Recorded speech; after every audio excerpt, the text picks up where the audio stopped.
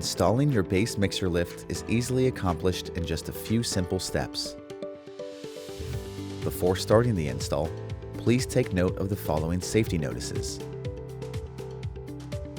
You should also gather the required tools to complete the installation and check to make sure the following parts arrived in your packaging.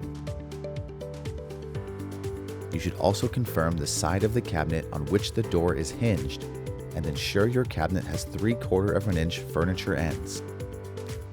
If you do not have 3/4 inch furniture ends, do not proceed and contact the retailer where you purchased your cabinetry. To begin, locate the 3 1/8 inch spacers. Stack 2 spacers on the hinged side of the cabinet with the lift mechanism mounting holes oriented toward the front. Slide both spacers to the back wall of the cabinet and up so that it hits the bottom of the rear hangrail. Screw in place using the 4 offset holes and the black number 8 screws. Place the remaining spacer on the opposite non-hinged side of the cabinet and screw into place by again using the 4 offset holes and black number 8 screws. Install the lift mechanism on both sides using 6 silver number 8 screws per side.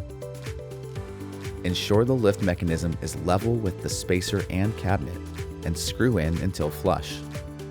You may need to move the mechanism to the lowered position to access all the holes on the front. For your safety, do not move the lift until it is mounted to the cabinet with at least 4 screws. Cycle both lift mechanisms to the up position and place the butcher block on top, with the routed hand grab facing out.